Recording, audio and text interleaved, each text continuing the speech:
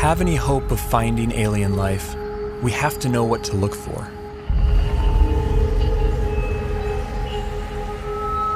But where do we begin? How do we narrow down a seemingly infinite set of possibilities?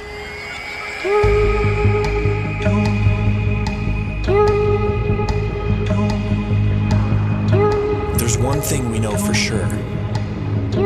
Nature will have to play by her own rules.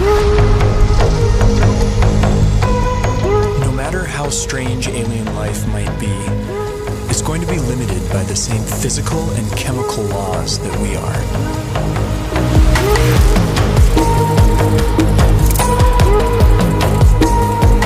On top of this, each alien environment will further limit what kinds of life forms can evolve there.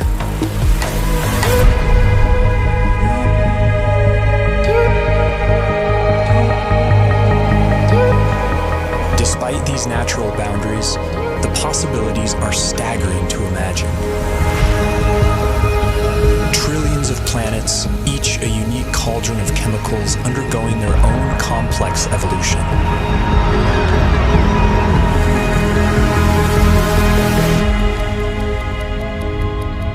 To guide our thinking, this museum of alien life will be divided into two exhibits. Life as we know it, home to beings with biochemistries like ours, and life as we don't know it, home to beings that challenge our concept of life itself.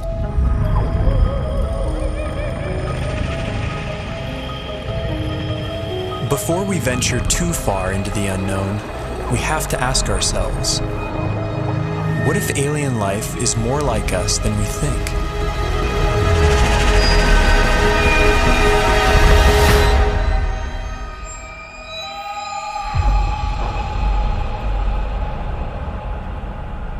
If there's one feature that unites us with the other specimens in this museum, it's carbon. Carbon is ubiquitous. It's one of the most common elements in the universe, and it's very good at forming large, stable molecules. Carbon has the rare ability to form four-way bonds with other elements and to bind to itself in long, stable chains, enabling the formation of huge, complex molecules.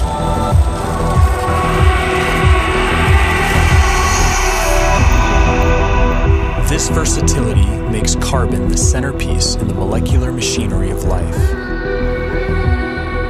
And the same carbon compounds that we use have been found far from Earth, clinging to meteorites, and floating in far-off clouds of cosmic dust.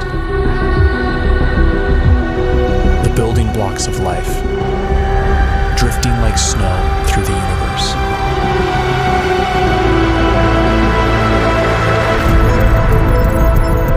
And if alien life has selected other carbon compounds for their biochemistry, they will have plenty to choose from. Scientists recently identified over 1 million possible alternatives to DNA, all carbon-based.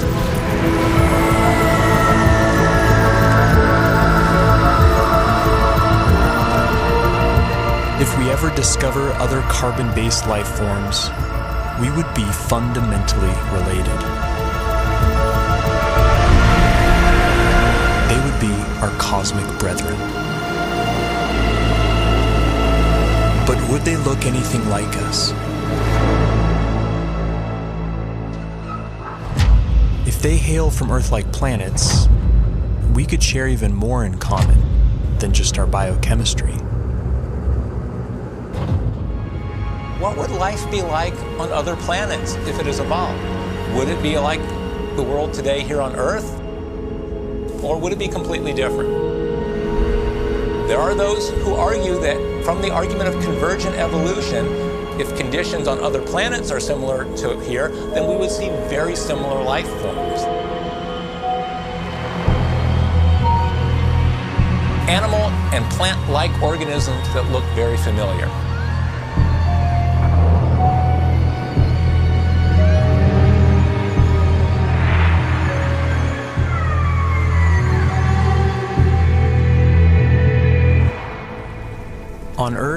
certain features like eyesight, echolocation, and flight have evolved multiple times independently in different species. This process of convergent evolution could extend to alien planets like Earth, where creatures face similar environmental pressures. It's no guarantee, but there could be certain universalities of life. The greatest hits of evolution on repeat across the universe.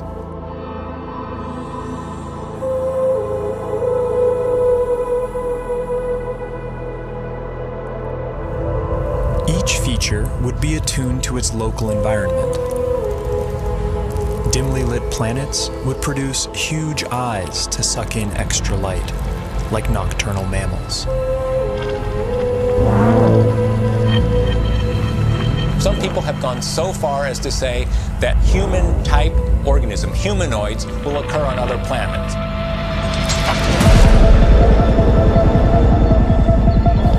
The existence of other human-like organisms seems unlikely, given the long, convoluted chain of events that produced us. But we can't rule it out. If just one in every 100 trillion Earth-like planets produced a human-like form, there could still be thousands of creatures like us out there.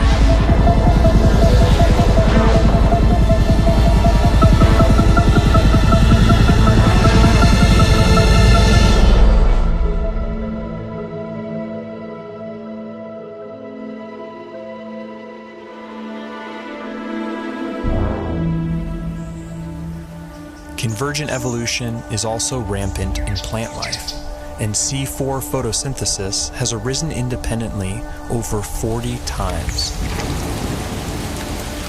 Would alien plants look like ours or something else entirely?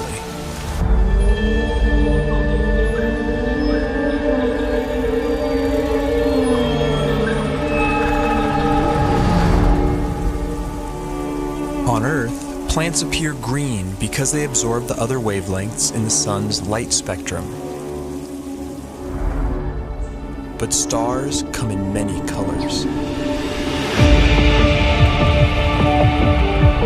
And alien plants would evolve different pigments to adapt to their sun's unique spectrum.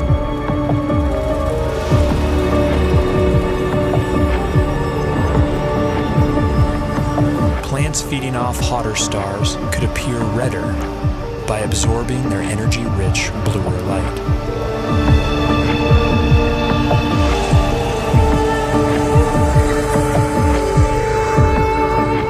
Around dim red dwarf stars, vegetation could appear black, adapted to absorb all visible wavelengths of light.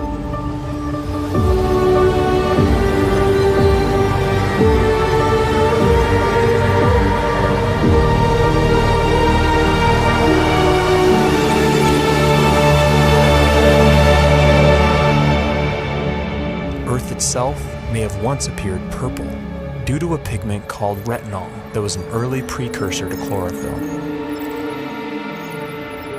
Some think that retinol's molecular simplicity could make it a more universal pigment. If so, we may find that purple is life's favorite color.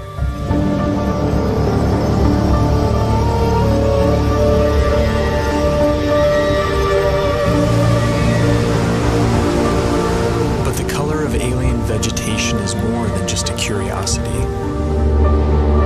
It's chemical information that can be seen from light years away.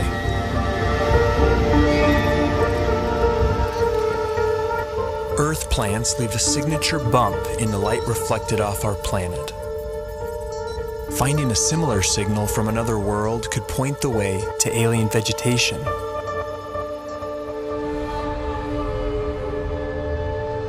Perhaps this will be our first glimpse at alien life, a vibrant hue cast by a distant world.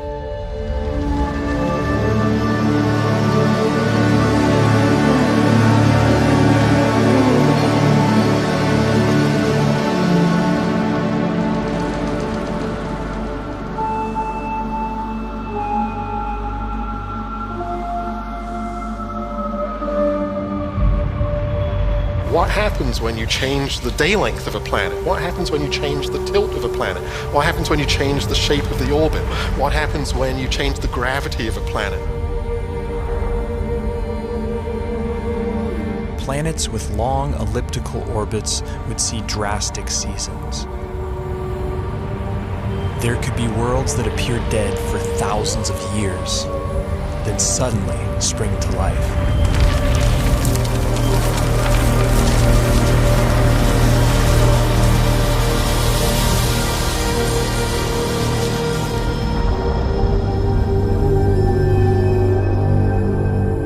Most of the rocky planets discovered so far have been massive super-Earths.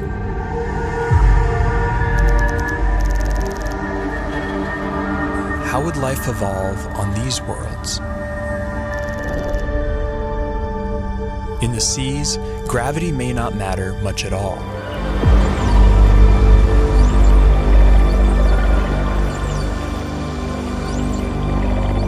A high-gravity planet isn't high gravity all over. If you're in the sea, and that's where all life starts, there's very nearly no gravity because you're much the same density as the stuff around you. It's when the animals come out on land that they feel the gravity. High G-forces would necessitate large bones and muscle mass in complex life on land. They would also demand a more robust circulatory system. And plant life could be stunted by the energy cost of carrying nutrients under stronger gravity.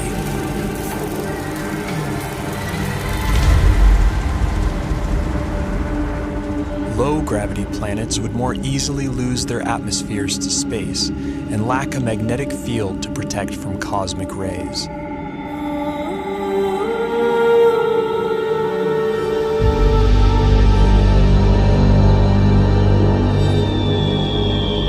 But smaller worlds could be home to secret oases.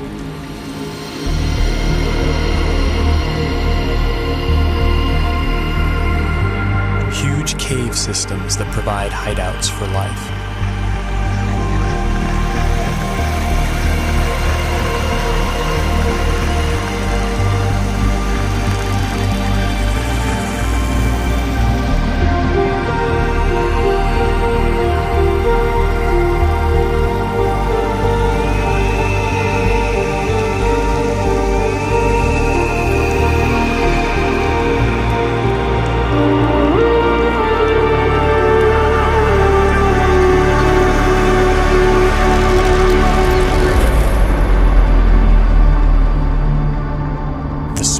Possible habitable planets are estimated at 2.5% Earth's mass.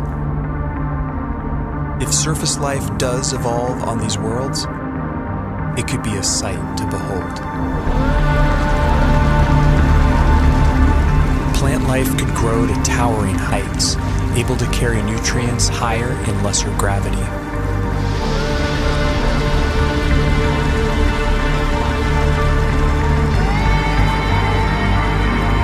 Without the need for bulky skeletons and muscle mass, animals could have body types that boggle the mind.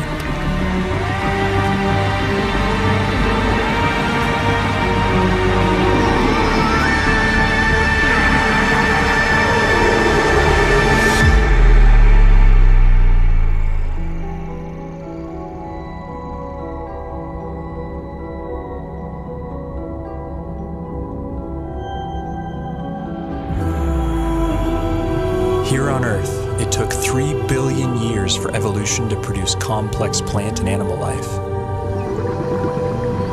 Simpler organisms are hardier, more adaptable, and more widespread.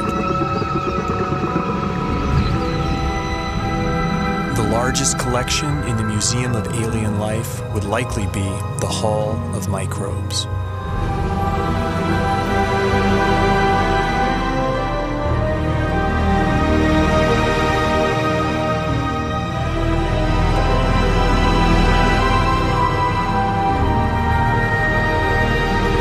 Finding even the tiniest alien microbe would be a profound discovery.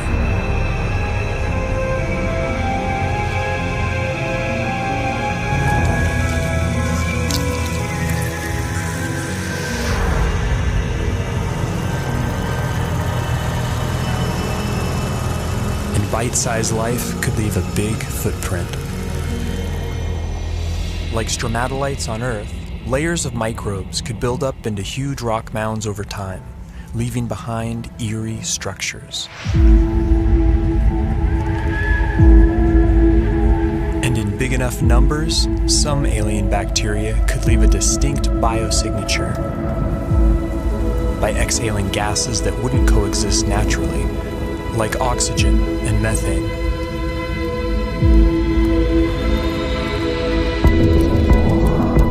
There's ways to make oxygen without life, there's ways to make methane without life, but to have them in the atmosphere together is almost impossible unless you've got biology making those gases at the surface. And it would have an imprint on the planet's spectrum of colors.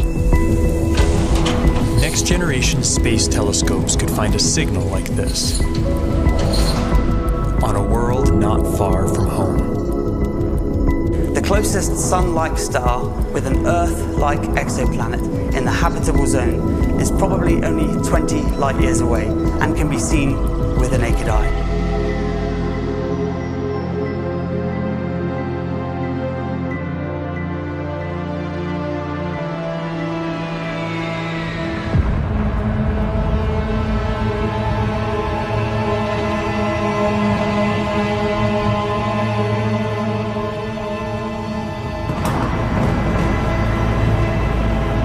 Most brown dwarfs are too hot to support life as we know it, but some are just cold enough.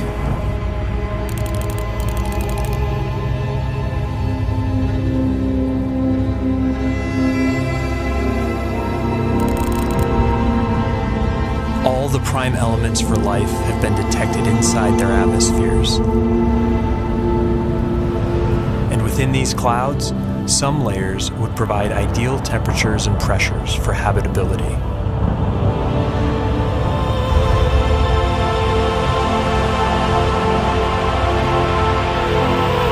There could be photosynthetic plankton in these skies, kept aloft by churning upwinds.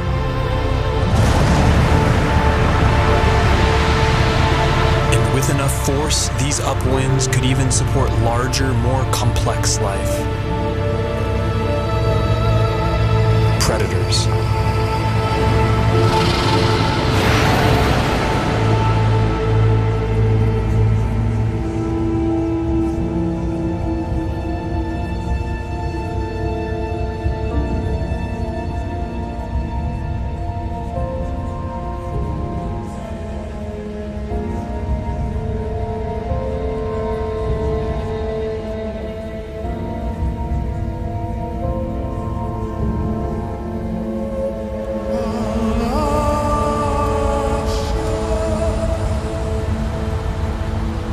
This raises a crucial question.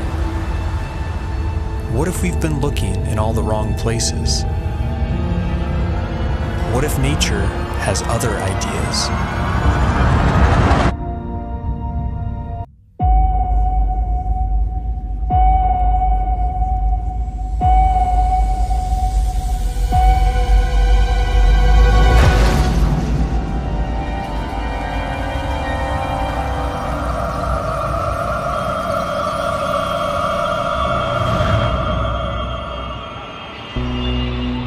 Most of the universe is too cold or too hot for liquid water and the biochemistry that supports life as we know it.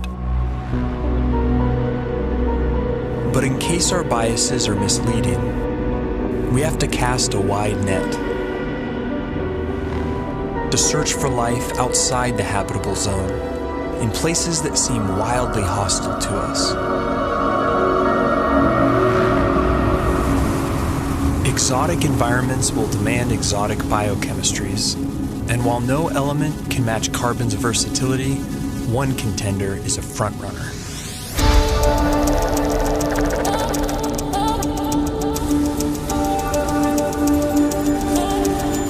At first glance, silicon seems similar to carbon. It forms the same four-way bonds and is also abundant in the universe. But a closer look reveals that these two elements are false twins. Silicon bonds are weaker and less prone to forming large, complex molecules. Despite this, they can withstand a wider range of temperatures, opening up intriguing possibilities. Life based on the silicon atom instead of carbon would be more resistant to the extreme cold, providing a whole new range of weird forms. But silicon has a problem. In the presence of oxygen, it binds into solid rock. To avoid turning to stone, silicon beings might be confined to oxygen-free environments, like Saturn's frigid moon, Titan. Its vast lakes of liquid methane and ethane could be an ideal medium for silicon-based life or other radical biochemistries.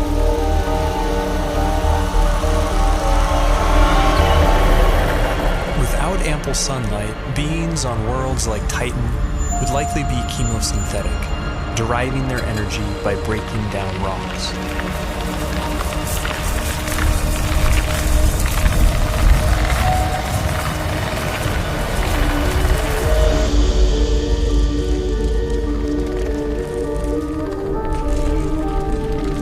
Such life forms could have ultra-slow metabolisms and life cycles measured in millions of years.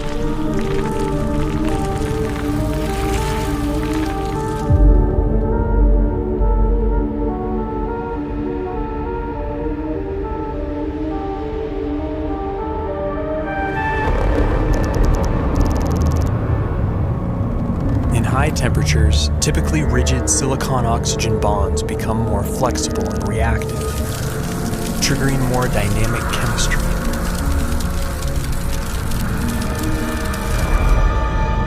This has led to a truly bizarre proposal: silicon-based life forms that live inside molten silicate rock.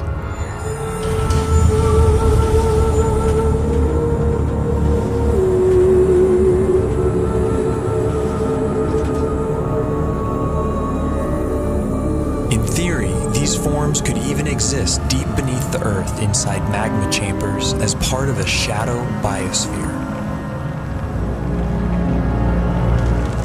If so, then the aliens are right under our noses. Other shadow biospheres have been proposed, forms of life living alongside us that we don't even know are here, including tiny RNA-based life small enough to go undetected by existing instruments.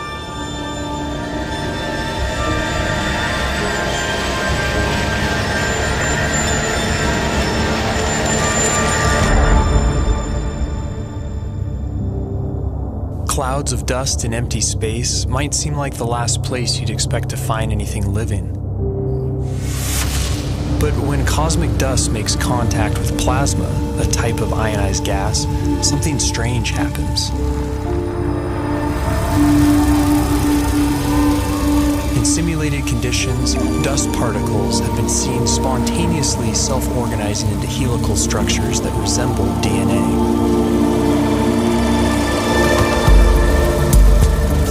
These plasma crystals even begin to exhibit lifelike behavior, replicating, evolving into more stable forms, and passing on information.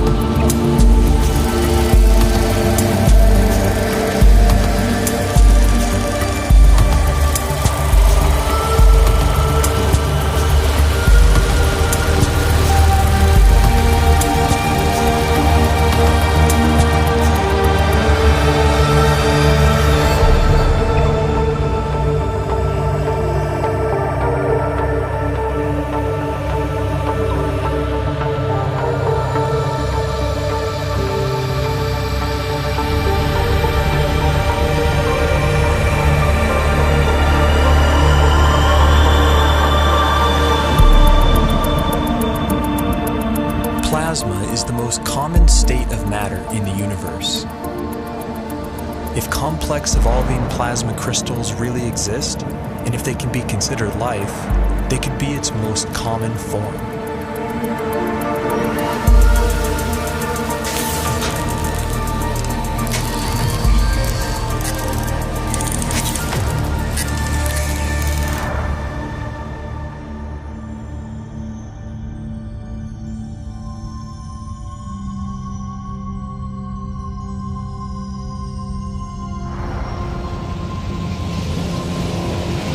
massive suns explode, some collapse into ultra-dense cores called neutron stars. Hulking masses of atomic nuclei crammed together like sardines. Conditions on the surface are mind-boggling. Gravity is 100 billion times stronger than Earth's. But beneath their iron nuclei crust lies something strange. A hot, dense sea of neutrons and subatomic particles.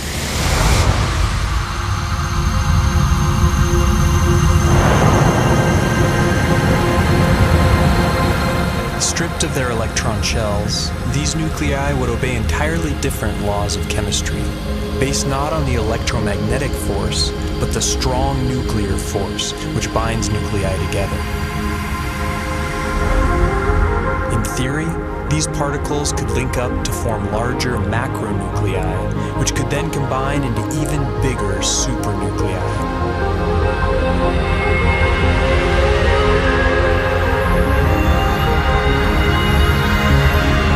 If so, then this bewildering environment would mimic the basic conditions for life: heavy nucleon molecules floating in a complex particle ocean.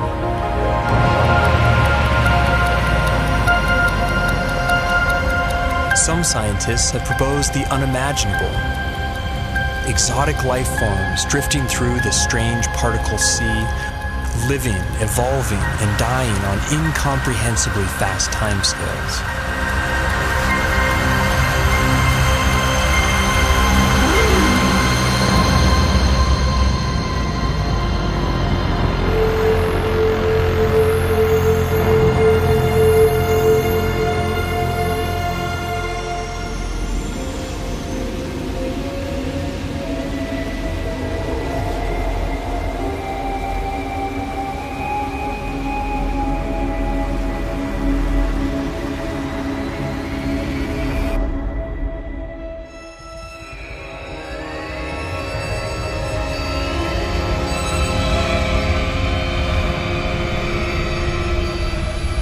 Life is not something that has to evolve naturally.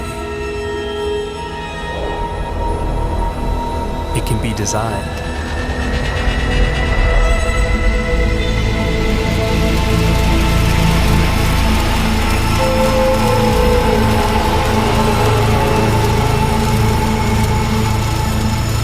And once intelligence is introduced into the evolutionary process, a Pandora's box is opened.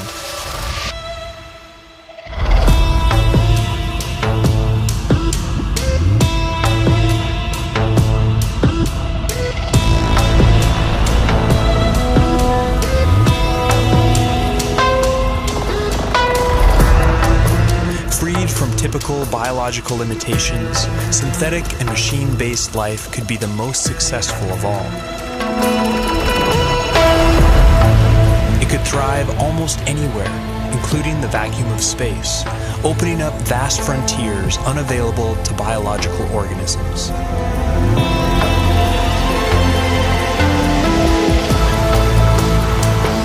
And compared to the glacial pace of natural selection, technological evolution allows exponentially faster growth, adaptability, and resilience.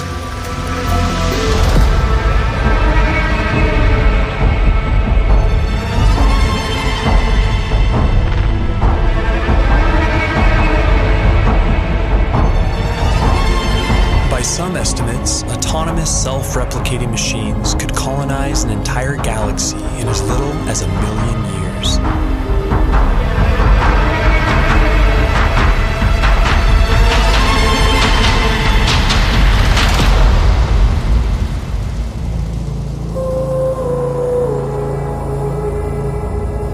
Can't predict how hyper-intelligent life would organize itself. But in theory, there could be convergent evolution at play. The electrical properties of silicon might make it a universal basis for machine intelligence, a redemption for its biological shortcomings.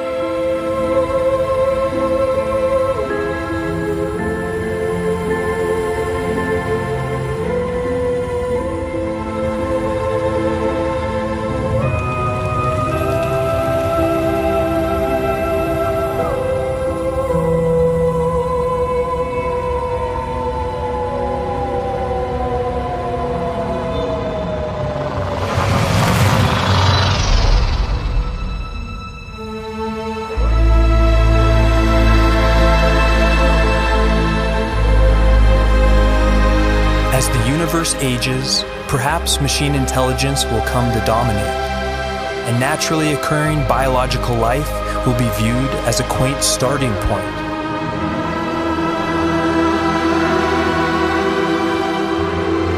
Perhaps we ourselves will lead this transition, and the great human experiment will be merely a first link in a sprawling intergalactic chain of life.